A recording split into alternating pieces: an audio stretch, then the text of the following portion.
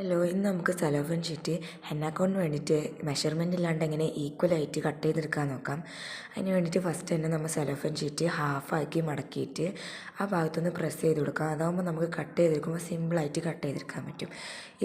ഇപ്പോൾ കിട്ടിയ പോർഷനിൽ നിന്ന് നമുക്ക് ആ പോർഷൻ്റെ ഹാഫാക്കി മടക്കിയതിന് ശേഷം ഒന്ന് കറക്റ്റ് വെച്ചതിന് ശേഷം ഒന്ന് തിരിച്ച് വെച്ചിട്ട് നമുക്ക് 3 മടക്കാക്കിയിട്ട് കട്ട് ചെയ്തെടുക്കണം. അപ്പോൾ നമ്മളൊന്ന് കറക്റ്റാക്കി വെച്ചതിന് ശേഷം നമുക്ക് ഫസ്റ്റ് ഒരു പ്രാവശ്യം നമുക്ക് മടക്കാം.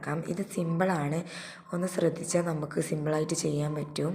അപ്പോൾ നമുക്ക് ഫസ്റ്റ് ഒരു പ്രാവശ്യം മടക്കാം, അതിനുശേഷം നമുക്ക് രണ്ടാമത് വീണ്ടും മടക്കാം. അപ്പോൾ ഒന്ന് കറക്റ്റ് ആക്കി വെച്ചിട്ട് ഒന്ന് സെറ്റാക്കിയിട്ട് നമുക്ക് മടക്കാം. ഇനി നമുക്ക് വീണ്ടും രണ്ടാമത് മടക്കാം, എന്നിട്ട് ഒന്ന് കറക്റ്റാക്കി വെച്ചതിന് ശേഷം നമുക്ക് കട്ട് ചെയ്യാം.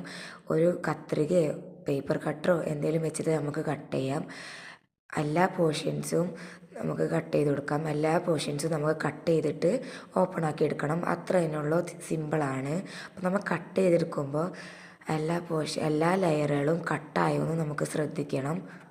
എന്നിട്ട് ഒന്ന് കൈയൊക്കെ ഒന്ന് വെച്ചിട്ട് ജസ്റ്റ് ഇങ്ങനെ നല്ല കറക്റ്റാക്കിയിട്ട് വെട്ടിയെടുക്കാം. ആദ്യമായിട്ട് ചെയ്യുമ്പോൾ ഒന്ന് ശ്രദ്ധിച്ച് പതുക്കെ കറക്റ്റാക്കി വെച്ചിട്ട് കട്ട് ചെയ്യാം. അതിനുശേഷം നമുക്ക് ചെയ്തിട്ട് പിന്നെ കുറച്ച് കഴിയുമ്പോൾ നമുക്ക് സിമ്പിളായിട്ട് വേഗത്തിൽ കട്ട് ചെയ്തെടുക്കാൻ പറ്റും. ഇപ്പം നമ്മൾ കട്ട് ചെയ്തെടുത്തപ്പോൾ 12 ഷീറ്റോളം നമുക്ക് കിട്ടിയിട്ടുണ്ട്.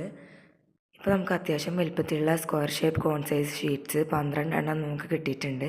ഇനി നമുക്ക് അടുത്ത വീഡിയോ ആയിട്ട് കോൺ റോളിംഗ് ഒക്കെ നോക്കാം കേട്ടോ.